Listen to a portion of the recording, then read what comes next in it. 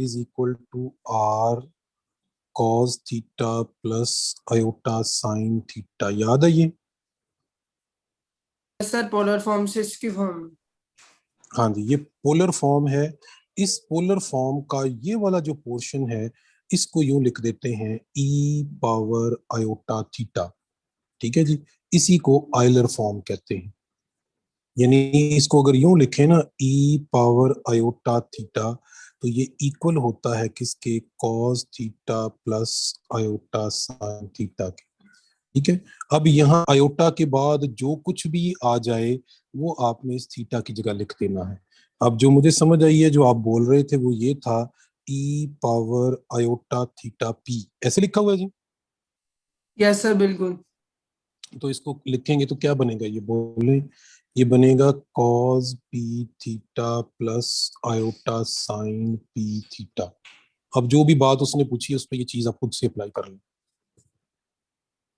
Sir ठीक है जी, modulus ही पूछा था उसने। तो मॉडुलस बता दें बेटा, इसका क्या मॉडुलस आएगा? मॉडुलस सर बता सकते हैं मॉडुलस में इसका? स्क्वायर आ जाएगा, बस आयोटा नहीं आएगा। हाँ, तो वो 1 हो जाएगा, मॉडुलस लेंगे। Sine square plus cos square क्या होता है? यस 1 होता है सर। हाँ, तो वो थीटा की जगह जो मर्जी लिख दें, चूंकि सेम है, तो sine square theta plus cos square theta, वो 1 आ जाएगा हमेशा। थैंक यू सर बहुत बहुत। चलिए, वैसे ये आपके सिलेबस में है नहीं, लेकिन कोई उससे वो नहीं है, क्या कहते हैं, बैद नहीं है, वो ऐसी बातें बाहर जाके थोड़ी सी पूछ लेता है। तो चले, अगर आपके माइंड में कोई ऐसा क्वेश्चन या आपको कोई ऐसी चीज नजर आए तो वो जरूर डिस्कस कर लिया करें। ठीक है जी। अच्छा जी, कल हमने बात की थी कि लास्ट हमने जो चैप्टर 3 की चीजें हम कर रहे थे, हाँ जी, क्रैमर्स रूल के ऊपर डिस्कशन की थी, और मैंने आपको कहा था कि आज हम कुछ बातें करेंगे related to the homogeneous equation. ठीक है, ये होमोजीनियस इक्वेशन जो है ये आपको चैप्टर 4 में भी मिलेगी और चैप्टर 3 में भी मिलती है, लेकिन चैप्टर 4 में यूजुअली वो सिर्फ होमोजीनियस इक्वेशन लेता है। यहाँ पे हम होमोजीनियस सिस्टम ऑफ इक्वेशन की बात करेंगे। ठीक है जी, हम एक सिस्टम ले लेते हैं, जैसे एक क्वेश्चन भी डिस्कस कर लेते हैं साथ ही साथ। क्वेश्चन ये है जी कि ये हमारे पास एक होमोजीनियस सिस्टम है, x plus Y plus Z is equal to 0, 2x plus Y minus Z is equal to 0, और फिर है जी x plus 2y minus 2z is equal to 0। अब इसमें ये सारे नंबर चूंकि 0 हो गए हैं, तो इस सिस्टम को हम क्या कहेंगे जी? Homogeneous homogeneous system. System of equations, या यूं कह लें कि this is a system of homogeneous linear equations, सारी की सारी लीनियर। अच्छा जी, होमोजीनियस इक्वेशन की एक बड़ी अच्छी और इंपॉर्टेंट और इंटरेस्टिंग प्रॉपर्टी है, अगर आप इन तीनों में से किसी भी इक्वेशन में x को 0, y को 0 और z को 0 पुट करें, तो आप देखेंगे कि ये उसको सेटिस्फाई करेगी। ये तीनों वैल्यूज हर इक्वेशन को सेटिस्फाई करती हैं कि नहीं करती?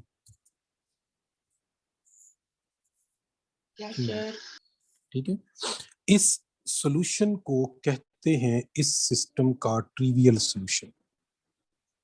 ठीक है जी, इसको क्या कहते हैं? Trivial solution. अच्छा, इसके अलावा जो वैल्यू सेटिस्फाई करेंगी वो कहलाएंगी नॉन ट्रिवियल। ठीक है, that values are called non trivial solutions. और वो सॉल्यूशंस होंगे कितने? वो होंगे इनफाइनाइट सॉल्यूशंस। वो एक नहीं है, मैनी वैल्यूज हैं, इसलिए हम वो वैल्यूज यहाँ लिख नहीं सकते। ठीक है, जैसे देखिए मैं कहता हूँ x को 1 ले लें, y को 2 ले लें, और z जो है इसको कोई ऐसी -3 ले लें, तो ये सेटिस्फाई करता है फर्स्ट को, सेकंड को नहीं करता। एक सोल्यूशन है। इस तरह और ऐसे बहुत सारे सोल्यूशन होंगे जो आप यहाँ लिख सकते हैं। ठीक है, उनको हम कहते हैं नॉन ट्रिवियल सॉल्यूशंस। अब नॉन ट्रिवियल सॉल्यूशंस का एक क्राइटेरिया है कि ये सिर्फ उस वक्त एग्जिस्ट करेंगे अगर आपके पास डिटर्मिनेंट ऑफ ए 0 आ जाए। ठीक है, यानी ये जो मैट्रिक्स आपके पास बनी हुई है, अगर इसका डिटर्मिनेंट 0 आएगा तो नॉन ट्रिवियल सॉल्यूशन एग्जिस्ट करेंगे, वरना सिर्फ ट्रिवियल सॉल्यूशन होंगे, नॉन ट्रिवियल नहीं होंगे। ठीक है जी, ट्रिवियल और नॉन ट्रिवियल को क्लियर कर लें, फिर आगे चलते हैं, इसका एक क्वेश्चन करते हैं। ठीक है जी, क्लियर हो गया ट्रिवियल और नॉन ट्रिवियल क्या होगा?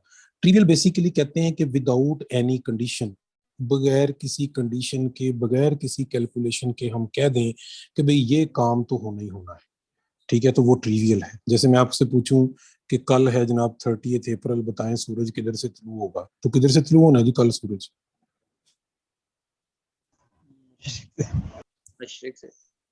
मशरिक से ही होना है ना, रोज मशरिक से मशरिक। होगा ये क्योंकि ये ट्रिवियल है, कोई फार्मूला नहीं है, कोई फार्मूला नहीं है कि जी इस डेट को मशरिक से होगा, इस डेट को मगरब से, इस डेट को शुमाल से और इस डेट को जनूब से, ऐसे ही है ना। क़यामत आ तो जानी। ये, हाँ, ये ट्रिवियल है, इस बात को कहते हैं ट्रिवियल होना, ठीक है।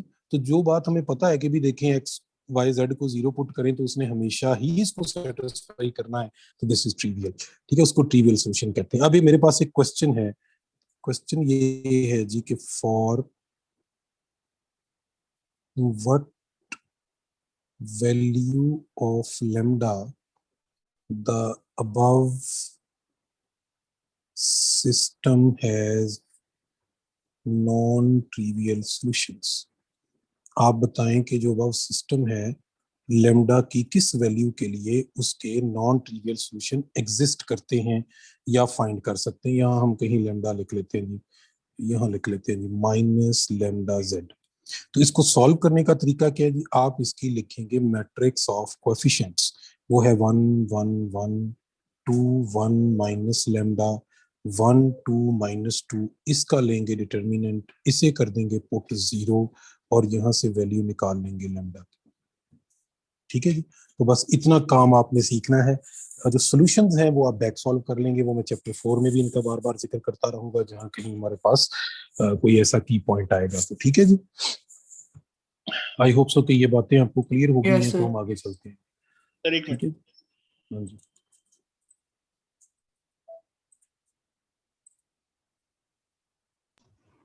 सर ये जो रो एक्सपेंशन और ये कॉलम से कर सकते हैं, ये हर मैट्रिक्स पे अप्लाई हो सकते हैं या फिर नहीं?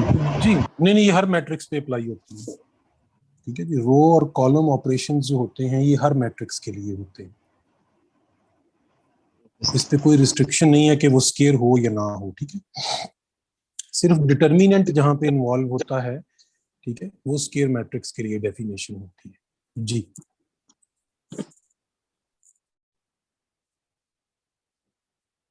जी अगर आपका कोई और क्वेश्चन नहीं है तो फिर आगे चलते हैं। No sir. चलिए।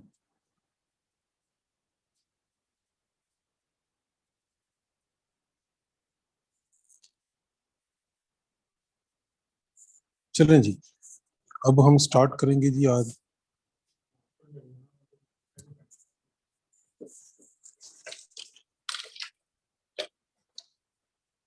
एक मिनट प्लीज वेट कीजिए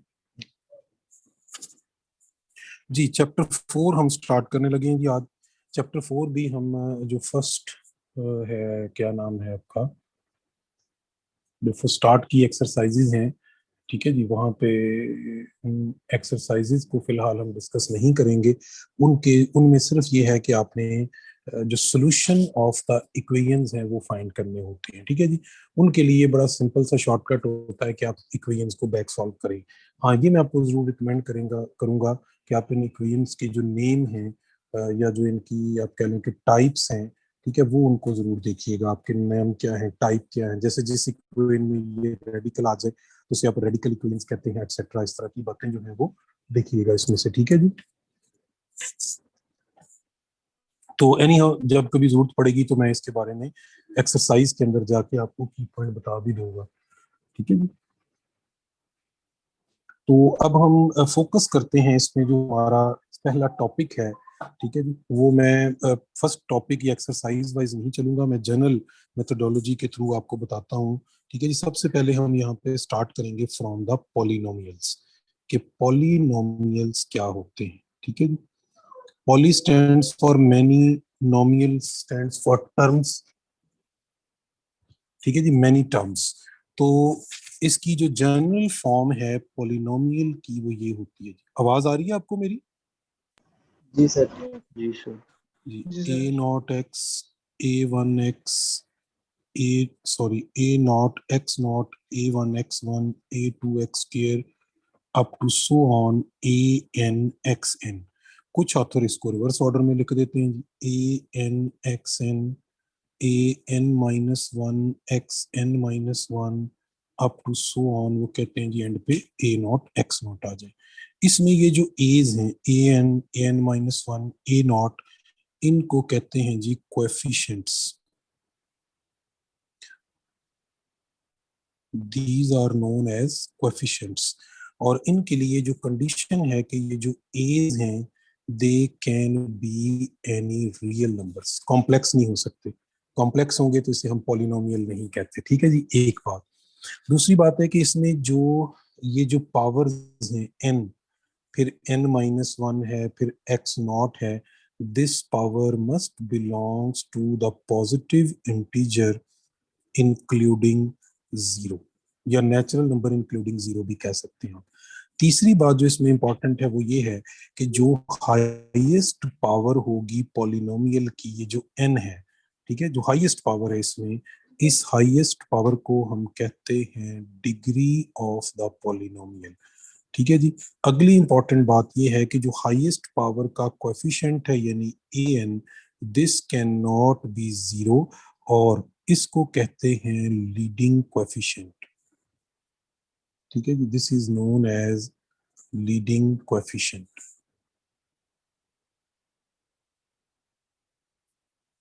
ठीक है जी, यहां तक अगर बातें क्लियर तो आगे ये चलते हैं। लीडिंग कोएफिशिएंट कौन सा वाला होता है? पहला मतलब हाईएस्ट पावर, पहला नहीं, हाईएस्ट पावर। हो सकता है वो हाईएस्ट पावर दरमियान में लिख दे, आप पहले को कह दें। ठीक है, बी केयरफुल। चले हम क्वेश्चन करते हैं, देखेंगे। वो कहता है जी 4x² plus 7x plus 3 is a polynomial. ठीक है जी, कि ये एक पॉलिनोमियल है ऑफ डिग्री, क्या डिग्री है जी इसकी? विद लीडिंग कोएफिशिएंट, और इसका लीडिंग कोएफिशिएंट क्या है जी?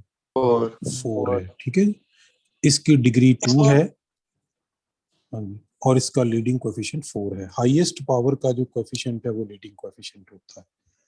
ठीक है जी, ये पॉइंट क्लियर है तो आगे चलते हैं। देखिए जी, 7x³ minus 2x² plus 14x power 5 plus 3x। अब बताएं जी, ये भी एक पॉलिनोमियल है, इसकी डिग्री क्या है? 5 लीडिंग कोएफिशिएंट 5 है। हाँ जी, इसका लीडिंग कोएफिशिएंट 14 है। ठीक है, इसलिए मैंने कहा है कि वो नहीं देखना जी कि पहला है, पहला तो हाईएस्ट पावर ही नहीं है। ठीक है, पावर कहीं भी आ सकती है, आपने हाईएस्ट पावर को देखना है। ठीक है जी, आगे चलें फिर। ये देखिए जी, 3x³ minus 2x² plus 4/x plus 7। बताएंगे जी कि ये पॉलिनोमियल है कि नहीं है, पहली बात। Not a polynomial because power negative आ रही है। हाँ जी, बिल्कुल ठीक है जी, this is not a polynomial. ये पॉलिनोमियल है ही नहीं, क्योंकि ये जो टर्म है इसकी थर्ड टर्म, इसमें x की पावर नेगेटिव हो गई है। अगर x की पावर नेगेटिव हो जाए, फ्रैक्शन में आ जाए, या उसके ऊपर रेडिकल वगैरह आ जाए, तो फिर ये पॉलिनोमियल ही नहीं रहेगा। ठीक है, अगर पॉलिनोमियल ही नहीं रहेगा तो बाकी जो जितनी भी बातें हैं वो ऑटोमेटिकली सारी की सारी फेल हो जाएंगी। ठीक है जी, आगे चलते हैं। हम गिनती, आप एक तो काउंटिंग सीखें, ठीक है जी, गिनती सीखें साथ साथ, और दूसरा साथ साथ जो है एडिशन, मल्टीप्लिकेशन, डिवीजन, इसके प्रिंसिपल भी सीखें। यहाँ पे एक चीज मैं आपसे डिस्कस करने जा रहा हूँ, मैं आपको वैसे समझाता हूँ लेकिन वो हम सर यूज करेंगे जी। सर पावर फ्रैक्शन में भी नहीं होनी चाहिए। मैंने कहा सिर्फ पॉजिटिव इंटीजर होनी चाहिए बस। सॉरी सर, रियल नंबर नहीं, इंटीजर्स। हाँ, पावर अगर फ्रैक्शन में आ जाए, नेगेटिव आ जाए, या फिर रेडिकल साइन आ जाए कहीं पर, तो फिर वो पॉलिनोमियल नहीं होगा। ठीक है जी। अच्छा थैंक जी, यू देखिए सर। हमारे पास एक प्रोसेस है कि अगर हम 7 को 3 पे डिवाइड करें तो कैसे करते हैं। ठीक है जी, हम इसकी डिवीजन 3 2s are 6, और हम कहते हैं जी ये बाकी बच गया 1। अब यहाँ जो इम्पोर्टेंट चीज है वो ये है कि जिस नंबर को हमने डिवाइड किया है, this number is known as dividend. ठीक है, इसको डिविडेंड कहते हैं। जिस नंबर से डिवाइड करते हैं this is known as divisor. जो ये आंसर आता है बेसिकली ये आंसर नहीं होता, this is known as question. ठीक है, जिसको क्वेश्चन कहते हैं। और जो हमारे पास बाकी बच जाता है इसको मैथ की जुबान में क्या कहते हैं जी, रिमाइंडर। ठीक है जी। अब इनके दरमियान एक बड़ा इंपॉर्टेंट और इंटरेस्टिंग रिलेशन है। वो रिलेशन आपने याद रखना है जी कि डिविडेंड जो होता है this is equal to divisor multiplied by quotient plus remainder. ठीक है जी। यहां देखें डिवाइजर 3 है, क्वोशिएंट 2 है, रिमाइंडर 1 है। इसको सॉल्व करें तो ये इक्वल टू डिविडेंड आएगा। अब इसमें टोटल 4 क्वांटिटीज हैं, 4 वैल्यूज हैं। ठीक है, अगर इन 4 में से कोई एक मिस कर दी जाए तो आप ये फार्मूला, ये मेथड, ये टेक्निक यूज करके उस 4th क्वांटिटी जो है उसकी वैल्यू को एवेल्युएट कर सकते हैं, फाइंड आउट कर सकते हैं। ठीक है, या आंसर में से ढूंढ सकते हैं। ठीक है जी, आगे चलते हैं जी। अगला हमारा की पॉइंट है जी what is the reminder theorem, और हम इसको कैसे यूटिलाइज कर सकते हैं कि रिमाइंडर थ्योरम क्या होता है। रिमाइंडर थ्योरम यह है कि अगर हम एक पॉलिनोमियल को एक लीनियर पॉलिनोमियल x माइनस ए से डिवाइड करें और आपसे ये कहा जाए कि इसका रिमाइंडर कंप्यूट करें, तो आपको ये लॉन्ग डिवीजन करने की जरूरत नहीं है। सिंपली डिवाइजर में से x की वैल्यू लेके पॉलिनोमियल में पुट कर दें तो वो इसका रिमाइंडर आ जाएगा। ठीक है जी, एक क्वेश्चन कर लेते हैं।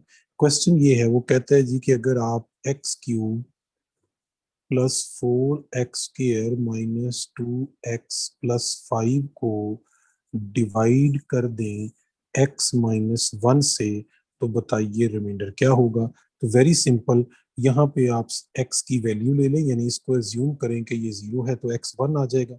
इस x की वैल्यू इस डिविडेंड में पुट कर दें तो ये आ जाएगा 1 प्लस 4 माइनस 2 प्लस 5। क्या बन जाएगी जी ये वैल्यू? -2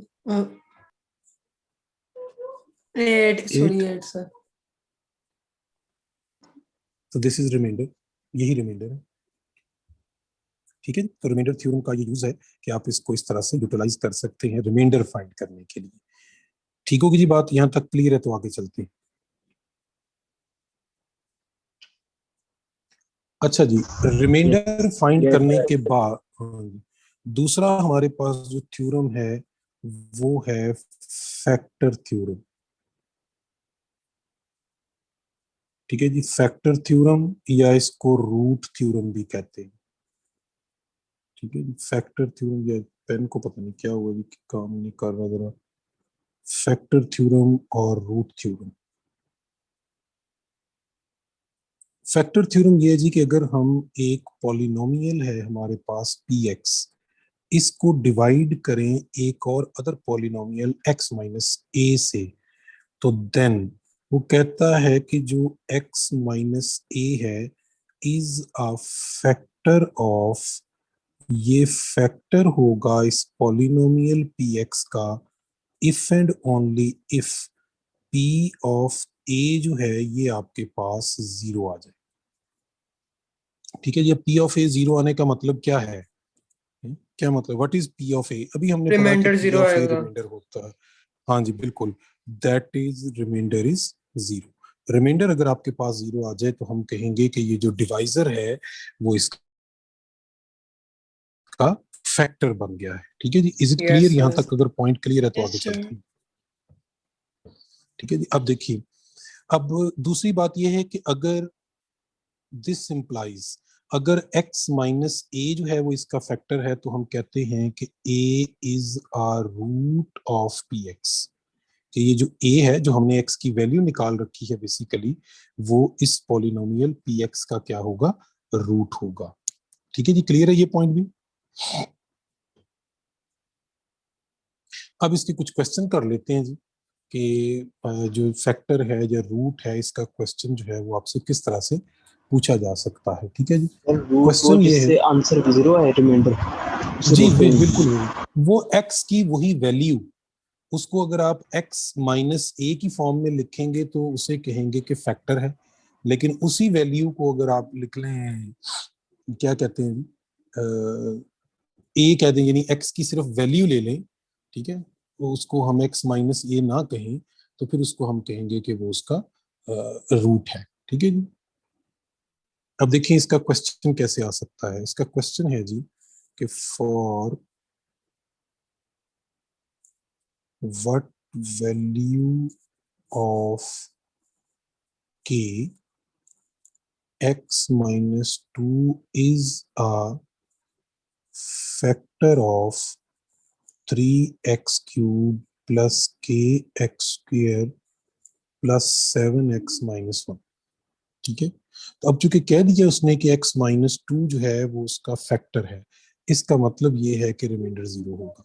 अब हम रिमाइंडर फाइंड कर लेते हैं। रिमाइंडर कैसे फाइंड करेंगे, यहाँ से x की वैल्यू ले लेते हैं, वो 2 आ जाएगी, इस पॉलिनोमियल में हम पुट कर देते हैं, तो क्या बनेगा जी, 3 into 2 cube which is 8 plus k into 2 square which is 4 plus 7 into 2 minus 1, और इसको इक्वल पुट कर देंगे किसके, 0 के। इसे अब आप सॉल्व कर लें तो जो भी k की वैल्यू आएगी वो जो रिक्वायर्ड वैल्यू है वो उसने पूछी हुई है।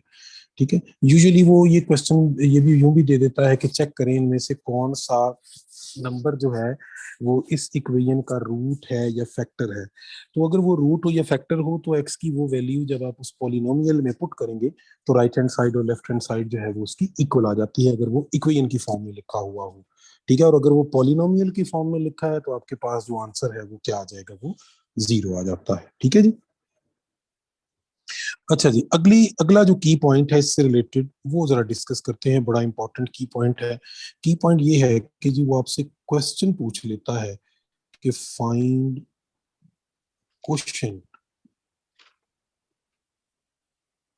व्हेन, कोई भी हमारे पास यहाँ पे लेट्स से हम एक वेरिएबल ले लेते हैं क्वेश्चन, ठीक है, चलेंगे, when x power 4 minus 13x square plus 36 is divided by let's say x minus 2। नहीं हुआ अभी तक हम उसी टाइम पे होगा। क्या कह रहे हैं, यूनिटी क्लास सक्सेसफुल। ये माइक ऑन है।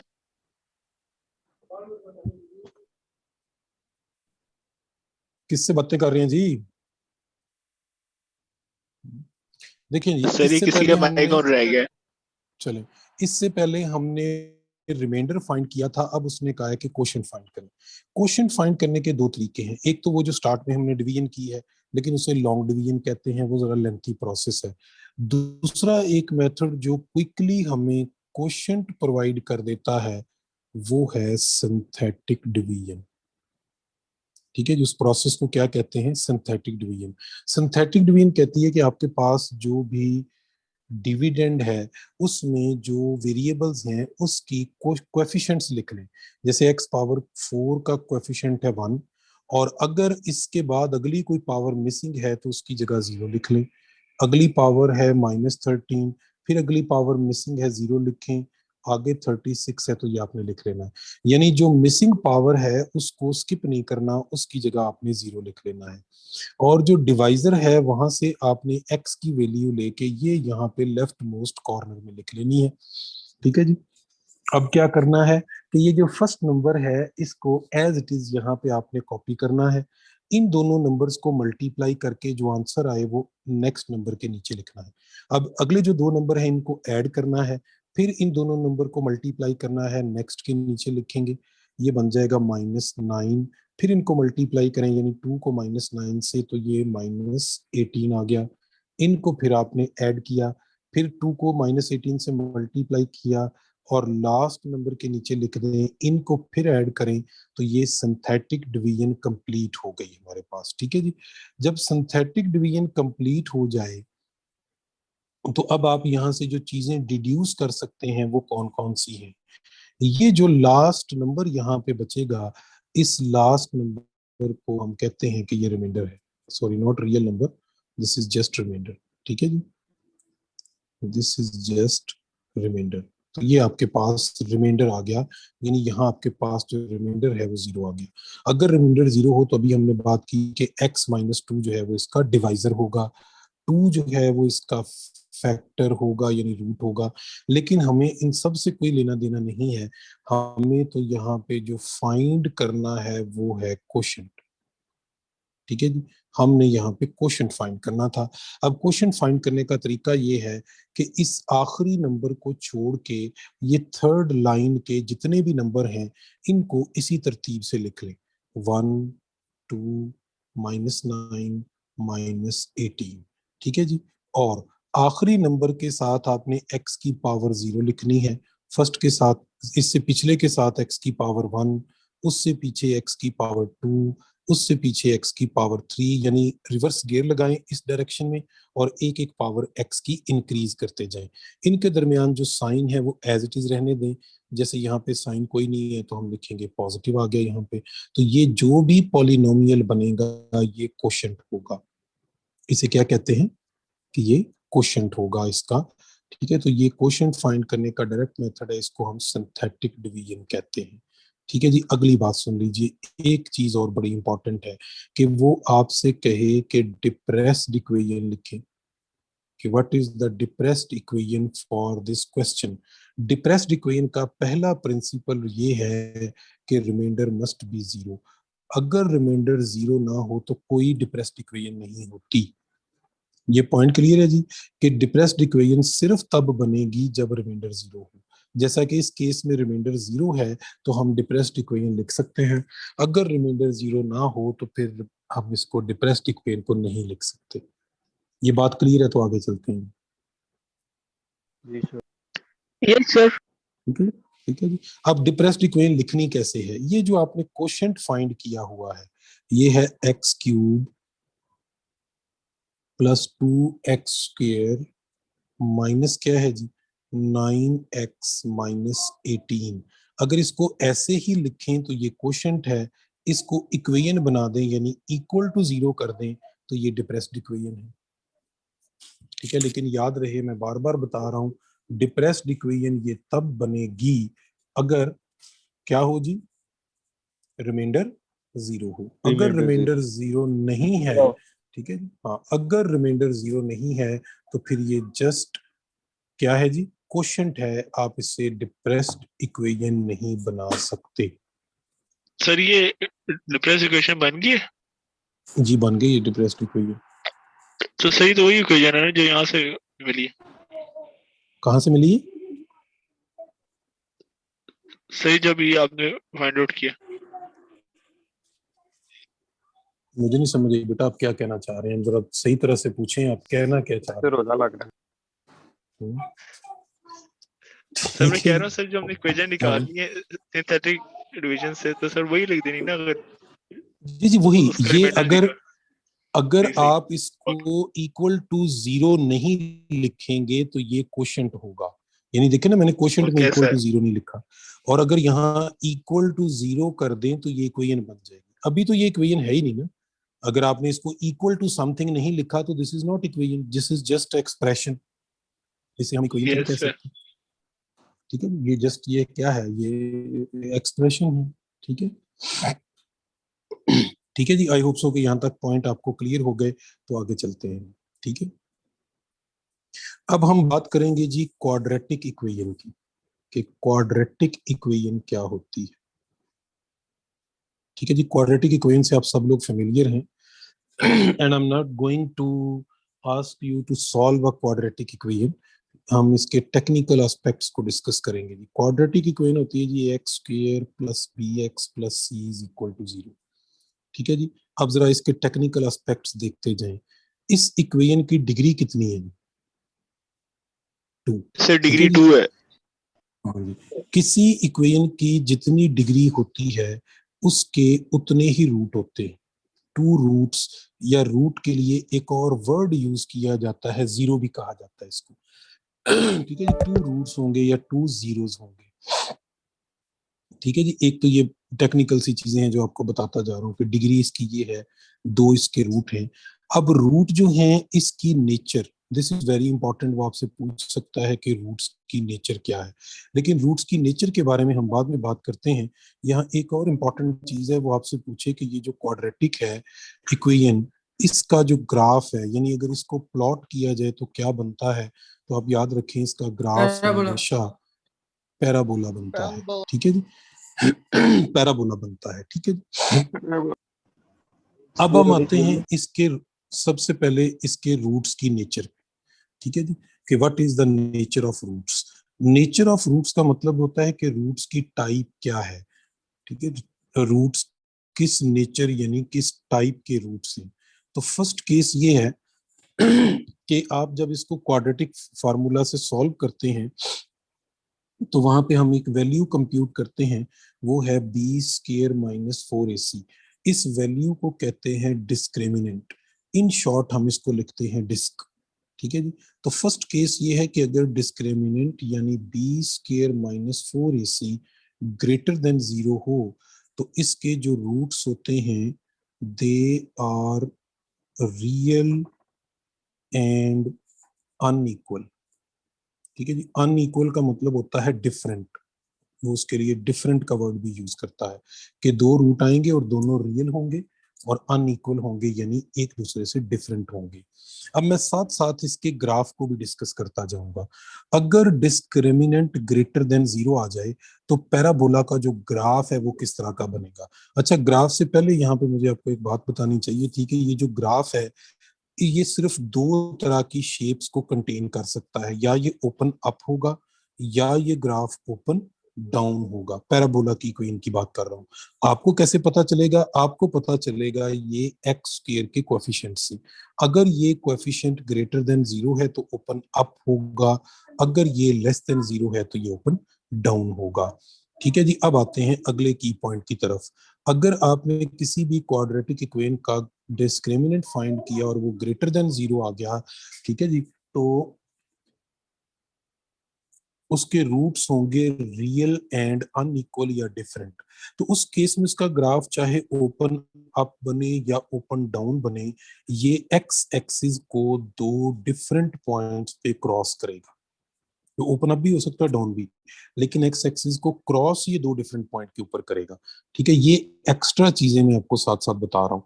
यानी अगर इस तरह की शेप है ग्राफ की आपके सामने बनी हुई है तो आप समझ जाएं कि इसका जो डिस्क्रिमिनेंट है बी स्क्वायर माइनस 4ac वो greater than 0। Is it clear जी? आगे चलते हैं। सेकंड केस, अगर आपके पास डिस्क्रिमिनेंट यानी B square minus 4ac equal to 0 आ जाए तो हम कहते हैं कि इसके जो रूट्स हैं they are real and equal. ठीक है जी, इक्वल रूट्स हैं। कुछ ऑथर इसके लिए एक वर्ड यूज करते हैं कि repeated roots, real and repeated. ठीक है जी, रिपीटेड का मतलब भी यही होता है कि एक ही रूट जब वो दो दफा आ गया। कुछ ऑथर कहते हैं जी हम इक्वल रूट नहीं कह सकते क्योंकि रूट हमेशा दो होते हैं।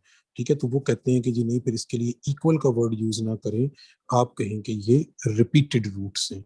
अगर रूट रिपीटेड हो तो पैराबोला का शेप यानी इसकी ग्राफ इस तरह का बनेगा कि ये एक्स एक्सिस को क्रॉस नहीं करेगा बल्कि इसको टच करते हुए गुजर जाएगा, लाइक दिस। ठीक है, यानी अगर इस किस्म की शेप आ जाए तो आप कहेंगे कि इसका जो डिस्क्रिमिनेंट है वो इक्वल टू 0 है। ग्राफ के पॉइंट ऑफ व्यू से बात कर रहा हूँ। इतना पोर्शन आपकी बुक में है, ये आपको एक्स्ट्रा नॉलेज जो है साथ साथ मैं आपसे डिस्कस कर रहा हूँ। अब ग्राफ जब एक्स एक्सिस को टच कर रहा हो तो कुछ ऑथर इसके लिए एक वर्ड यूज करते हैं कि ये ग्राफ जो है ये एक्स एक्सिस पे टेंजेंट है। वो आपको पता है कि जब कोई लाइन किसी ग्राफ को टच करती है तो हम कहते हैं कि ये इस ग्राफ पे टेंजेंट है। ठीक है जी, आई होप सो कि यहां तक बातें आपको समझ आ रही होंगी। थर्ड केस, अगर हम डिस्क्रिमिनेंट फाइंड करते हैं बी स्क्वायर माइनस 4ac और आंसर लेस देन 0 आता है, उस केस में जो रिजल्ट है वो ये है कि जी रूट्स होंगे कॉम्प्लेक्स या इसके रूट्स होंगे इमेजिनरी। ठीक है, इमेजिनरी रूट्स के बारे में याद रखें कि ये हमेशा डिफरेंट होते हैं, ये कभी इक्वल नहीं हो सकते। दूसरी बात याद रखें कि ये हमेशा दोनों रूट एक दूसरे के कॉन्जुगेट होते हैं, यानी अकेला कॉम्प्लेक्स रूट किसी भी इक्वेशन का रूट नहीं हो सकता। अगर a प्लस आयोटा b किसी इक्वेशन का रूट है, मैं वहां पे वर्ड यूज कर रहा हूं इक्वेशन, मैंने क्वाड्रेटिक इक्वेशन नहीं कहा, ठीक है जी। तो इक्वेशन का मतलब क्या है? इक्वेशन मींस कि चाहे वो क्वाड्रेटिक हो, चाहे क्यूबिक हो, चाहे कोई भी इक्वेशन हो, ठीक है। तो अगर a प्लस आयोटा b उसका रूट है तो इट इज कंफर्म्ड कि उसका जो कॉन्जुगेट है वो भी उसका रूट होगा। क्यों जी, बात समझ आई है मेरी कि नहीं? यानी अकेला कॉम्प्लेक्स रूट किसी भी इक्वेशन का रूट नहीं हो सकता। अब आते हैं जी इसके ग्राफ की तरफ कि अगर रूट कॉम्प्लेक्स हो तो ग्राफ किस तरह का बनेगा। इसका ग्राफ ऐसा होगा कि या तो ये कंप्लीटली अबव एक्स एक्सिस होगा, ठीक है जी, या फिर ये जो ग्राफ है ये कंप्लीटली एक्स एक्सिस से नीचे होगा, ठीक है। यानी ना वो एक्स एक्सिस को क्रॉस करेगा और ना ही वो एक्स एक्सिस को टच करेगा। अगर ये बात क्लियर है तो आगे चलते हैं। सर एक बार बता दें, ये जो आपने जी जी सेकंड बनाया है, जो सेकंड आपने जी, बनाया है रूट्स का ग्राफ, तो ये जो हाँ जी, आपने सिर्फ एक्स एक्सिस के साथ टच नहीं चाहिए, तो ये आपने जब बनाया है ये उसमें से नहीं गुजर रहा, वाई एक्सिस में से नहीं गुजर रहा, ओरिजिन जो है जहाँ से टच कर रहा है दूसरे ग्राफ में। और ओरिजिन से ठीक है, गुजरना जरूरी नहीं है। मैंने ये हरगिज नहीं कहा कि ओरिजिन पे टच करे, वो कहीं भी टच कर सकता तो ओरिजिन पे भी कर सकता है। है, बिल्कुल कर सकता है, ओरिजिन पे और भी सर कहीं ये भी वाला कर ग्राफ, सकता है। ये वाला ठीक, ग्राफ नीचे भी हो सकता है, ये वाला भी नीचे हो सकता ये देखें, ये ऐसे भी हो सकता है, ठीक है जी। ये ग्राफ हो सकता है कि ऐसे हो, ओरिजिन पे टच कर रहा हो, ठीक है। और ये भी हो सकता है कि ये ग्राफ जो है वो नीचे की तरफ ओपन हो रहा हो, ठीक है, लेकिन है। करेगा ठीक है एक्स सर, एक्सिस को टच। अगर डिस्क्रिमिनेंट 0 आता है तो बात है कि सिर्फ उसको टच करेगा। हाँ, कहाँ पे टच करेगा, उसके लिए आपको उस इक्वेशन को सॉल्व करना पड़ेगा। एक्स की जो भी वैल्यू आएगी ये उस पॉइंट पे टच करेगा ठीक है एक्स सर, एक्सिस, ठीक है। आपके पास एक क्वाड्रेटिक इक्वेशन है जिसके सर रूट इसमें इक्वल आते हैं, ठीक है। तो एक्स की जो भी वैल्यू आएगी, आपने क्वाड्रेटिक फार्मूला लगाया, एक्स की वैल्यू 5 आ गई, इसका मतलब है वो ग्राफ एक्स एक्सिस को 5 पे टच करेगा, ठीक है सर, ठीक है, थैंक यू सर। ठीक है। चलिए, तो आई होप सो कि ये बेसिक सी चीजें आपको क्लियर हो गई हैं। एक इंपॉर्टेंट नोट यहाँ पे देख लें।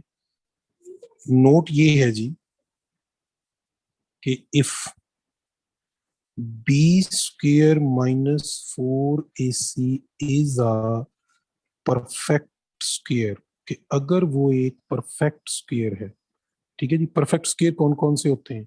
0, 1, 4, 9, 16, 20 नहीं आएगा, 16 के बाद क्या आएगा जी? 25, यस, 36 एंड सो ऑन। यानी इनमें से कोई नंबर आ जाए तो हम कहेंगे रूट्स आर रैशनल, के रूट्स जो हैं वो रैशनल होंगे, अदरवाइज इरेशनल। अदरवाइज रूट्स क्या होंगे जी? इरेशनल रूट्स होंगे। इज इट क्लियर जी? अब कुछ क्वेश्चन कर लेते हैं जी यहाँ पे। अगर यहाँ तक आपको क्लियर है तो मुझे बताइए जी, कोई पॉइंट इसमें से डिस्कस तो नहीं करना, मैं जी इनको सर। रिमूव कर रहा हूँ। ये कल से कोई अपडेट की है जूम वालों ने, और वो मेरे बोर्ड को जो है वो बार बार डिस्टरबेंस क्रिएट करता है, बोर्ड जो है वो प्रॉपर वर्क नहीं कर रहा, तो मैं दूसरे व्हाइट बोर्ड पे जाना चाह रहा हूँ, ठीक है। मुझे लिखने में यहाँ खासी प्रॉब्लम हो रही है। आप इसका जल्दी से नोट कर लें स्क्रीन अगर आपने को देखनी है, क्योंकि जब मैंने इसको वेनिश किया तो ये डिलीट हो जाती है सारी स्क्रीन, ठीक है जी। सर पीछे पेज कर दें ताकि सारे। जी कौन सा पेज? ये वाला?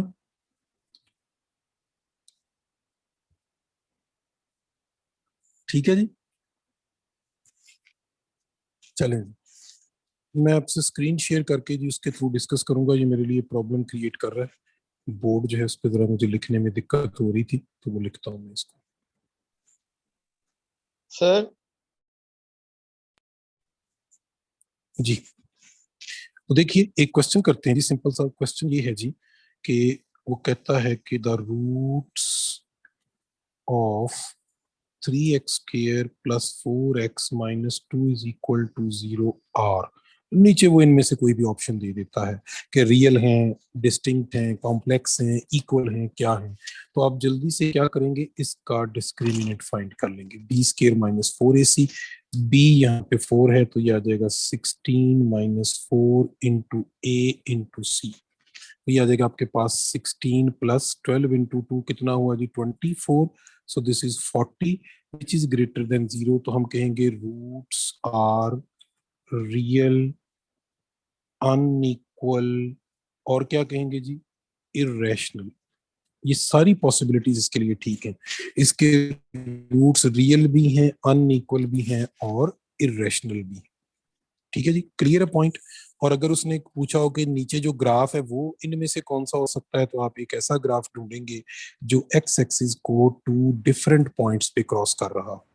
ठीक है जी, आई होप सो कि ये पॉइंट आपको क्लियर हो गया होगा। एक क्वेश्चन और करते हैं, X square plus X plus 1 is equal to 0, वो कहे जी कि इसके रूट्स आर, ऑप्शन आपको दे सकता है कि कई हैं, हम क्या करेंगे, हम इसका discriminant B square minus 4ac compute करेंगे, वो आएगा 1 स्क्वायर माइनस 4 इंटू 1 इंटू 1, तो ये आ गया -3 विच इज लेस देन 0। ठीक है जी, अब इसके लिए ऑप्शन, पहली ऑप्शन अगर वो लिख दे कि रूट्स आर कॉम्प्लेक्स, बिल्कुल ठीक है। वो लिख दे रूट्स आर इमेजिनरी, बिल्कुल ठीक है। वो लिख दे रूट्स आर अनइक्वल, ये भी ठीक है क्योंकि इमेजिनरी रूट हमेशा अनइक्वल होते हैं। वो लिख दे कि roots are conjugate of each other, ये भी ठीक है। There can be many options. ठीक है, तो कॉम्प्लेक्स नंबर्स के लिए ये सारी ऑप्शन जो हैं ये ट्रू है। इज दैट क्लियर जी? अगर ये बातें क्लियर हैं तो एक दो क्वेश्चन और कैसे पूछा जा सकता है। ठीक है, ये जो ग्राफ है इसमें पॉइंट्स बता कर क्वेश्चन सकता है वो ग्राफ में। बेटा पॉइंट अगर आपने बताने हैं तो फिर आपको इस क्वाड्रेटिक इक्वेशन को सॉल्व करना पड़ेगा। ठीक है, कर सकता है, बिल्कुल कर सकता है। तो उसके लिए क्या करना पड़ेगा, क्वाड्रेटिक इक्वेशन के रूट निकालने पड़ेंगे, यानी एग्जैक्ट वैल्यूज ऑफ एक्स आपको निकालनी पड़ेंगी। फिर आप देखेंगे कि हाँ जी ये जो इक्वेशन है ये एक्स एक्सिस को इन 2 पॉइंट्स के ऊपर क्रॉस करती है। ठीक है, तो जो सेटिस्फाई करेगा वो पॉइंट होगा।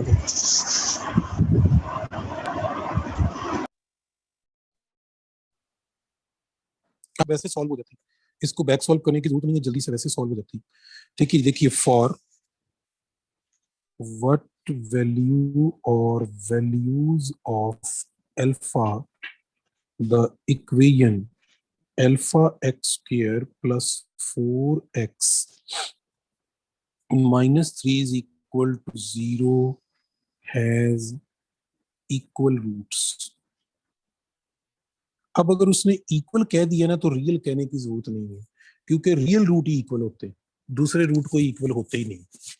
ठीक है, तो आप क्या करेंगे, आप फौरन फाइंड करेंगे बी स्क्वायर माइनस 4ac और उसे 0 पुट कर देंगे, क्योंकि उसने खुद कह दिया है कि रूट्स आर इक्वल। तो क्या लिखेंगे जी, B square 16 minus 4 into alpha into -3 equal to 0। तो ये हो जाएगा 16 plus 12 alpha is equal to 0। This implies alpha is equal to -16 over 12। आप इसे सिंप्लीफाई करके -4 ओवर 3 भी लिख सकते हैं। आई होप सो कि ये क्वेश्चन आपको क्लियर हो गया होगा। ठीक है जी, क्लियर है कि नहीं जी? जी सर। Yes sir.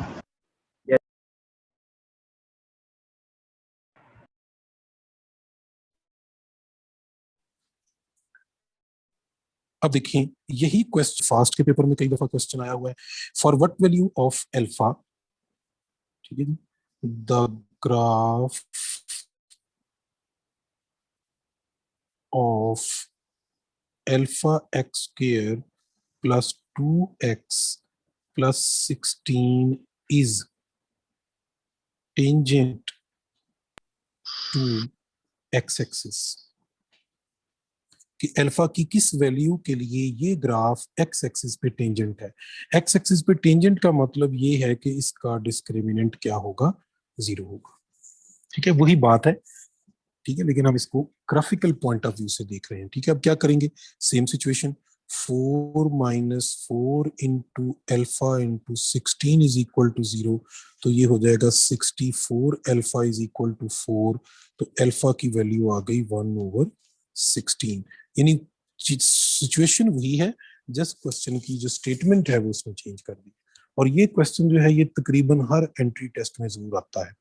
कि for what value of alpha roots are equal, कहीं वो कहेगा कि जो पैराबोला है वो tangent to the X axis है, कहीं वो कहेगा कि पैराबोला एक्स एक्सिस को टच करके गुजर जाता है, तो बताएं अल्फा बीटा गामा डेल्टा की वैल्यू क्या है। आई होप सो कि ये की पॉइंट्स आपको क्लियर हैं, तो आगे चलते हैं। ठीक है जी,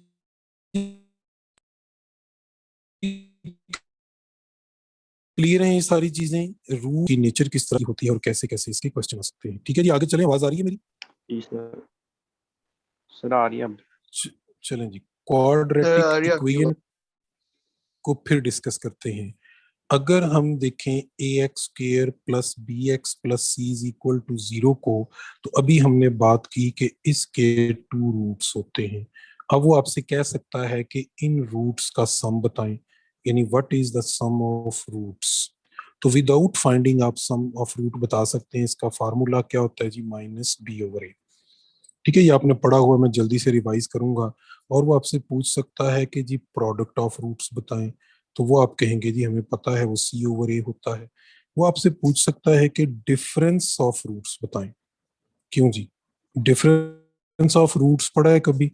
नहीं पढ़ा। Yes, sir. मैं आपको बताता जी हूँ, सर, इसका फार्मूला है sum a square minus square 4। Minus 4p और इसका स्क्वायर रूट।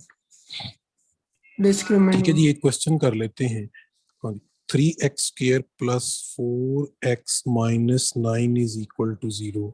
वो आपसे कहे इसका सम ऑफ रूट्स बताएं, तो ये b है, ये a है, तो माइनस b ओवर a, ये सम आ जाएगा। वो आपसे कहे इसका प्रोडक्ट बताएं, तो वो आ जाएगा minus 9 over 3, that is minus 3।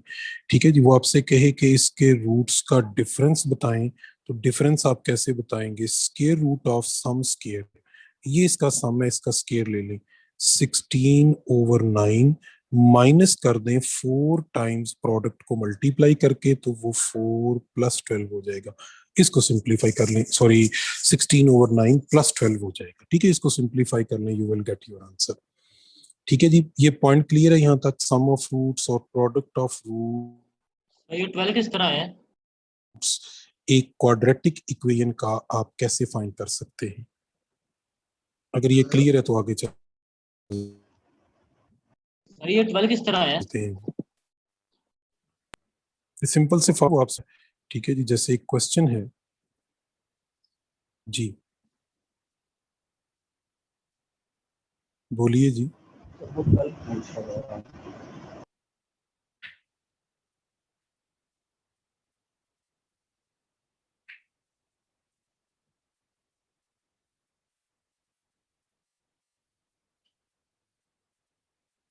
ये क्वेश्चन देखिए जी, मैं लिख रहा हूँ sum of roots of 3x square plus ax plus 0 plus 7 is equal to 0 are twice the product of roots. ठीक है जी, क्वेश्चन ये है कि a की किस वैल्यू के लिए इस इक्वेशन के रूट्स का सम जो है वो प्रोडक्ट ऑफ रूट्स का ट्वाइस हो जाए। ठीक है, तो पहले आप लिखेंगे सम और इक्वल होना चाहिए 2 टाइम्स प्रोडक्ट ऑफ रूट्स। तो सम ऑफ रूट्स क्या होगा जी? माइनस ए ओवर 3, इक्वल क्या है? Twice, into product of roots क्या है? 7 ओवर 3। ये कैंसिल हो जाएगा, तो ये a की वैल्यू आपके पास माइनस 14 आ गई। ठीक है, इस तरह की वो कई कंडीशन इम्पोज कर सकता है कि एक रूट दूसरे का इन्वर्स हो जाए, वो उसका रेसिप्रोकल हो जाए, इस तरह की कई बातें वो आपसे कर सकता है। ठीक है जी, क्यों जी? ये पॉइंट किस तरह से वो कैलकुलेट कर दें, ये क्वेश्चन है। Yes, इसमें मेन sir. टारगेट हमारा यही होगा कि आपने सम ऑफ रूट और प्रोडक्ट ऑफ रूट्स जो है वही कंप्यूट करना होता है। ठीक है जी, एक क्वेश्चन और करते हैं। क्वेश्चन ये है जी, 4x पावर 5 नहीं रखते जी, कोई और पावर लेते हैं। 4x power 6, 7x 5, 16x cube minus 2x plus 11 equal to 0। आपने बताना है जी कि इस इक्वेशन के सम ऑफ रूट्स क्या होगा और प्रोडक्ट ऑफ रूट्स क्या होगा।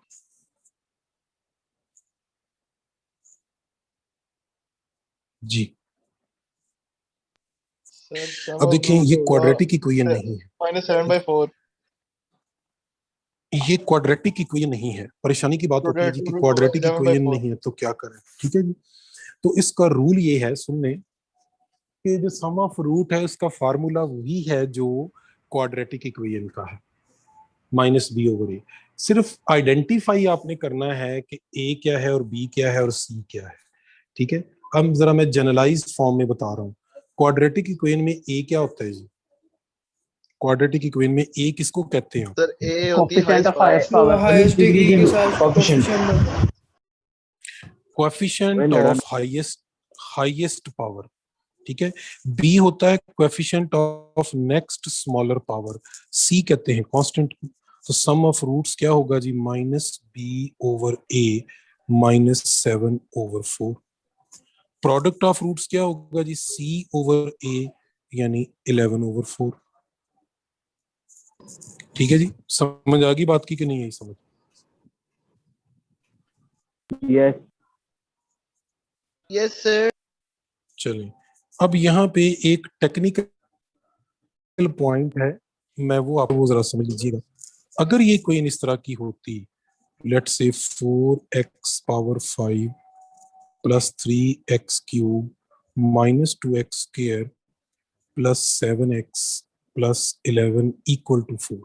पहला टेक्निकल पॉइंट कि अगर हाईएस्ट पावर ऑड हो तो प्रोडक्ट ऑफ रूट्स जो होते हैं वो माइनस सी ओवर ए हो जाते हैं, इवन हो तो पॉजिटिव ही रखेंगे। ये एक टेक्निकल पॉइंट है, इसको याद रखिएगा। यानी हमेशा सी ओवर ए नहीं होता, ये पावर पे डिपेंड करता है। क्वाड्रेटिक इक्वेशन में सी ओवर ए इसलिए है कि वो उसकी हाईएस्ट पावर 2 है, इसलिए हम डायरेक्ट सी ओवर ए कर देते हैं। अगर आपको जो गिवन इक्वेशन है जिसका लेट्स से वो आपसे रूट पूछता है और उसकी हाईएस्ट डिग्री ऑड है, ठीक है, फिर आपने प्रोडक्ट का साइन भी चेंज कर दे, तो ये बनेगा माइनस 11 ओवर 4। सम सर वही रहेगा सर। सम का नहीं करना सर। हाँ, सम वही रहेगा। सम क्या आएगा जी बताएं? सर सम आएगा 3 ओवर 4 माइनस 3 1 ओवर और 4 4। नहीं जी, जरा गौर करें। जीरो सम आएगा, जीरो जीरो आएगा। 0 0। यस ठीक है जी, समझ आ गई है जी बात की? Yes sir. Yes sir. ठीक है जी, चलो सर ये बताइए चलो, बस इसका स्क्रीनशॉट ले लें और बैठ के सोचें कि जीरो क्यों आया। ठीक है, सर नेक्स्ट पावर 4 नहीं है इसलिए। हाँ जी, तो सर हाँ जी, बाकी बातें फिर इस पे कर। ठीक है जी, अल्लाह हाफिज। जी जी, बस बाकी कल करेंगे जी। यस आप अपने क्वेश्चन नोट कर लें, बाकी बातें कल करेंगे। ठीक है, अल्लाह हाफिज।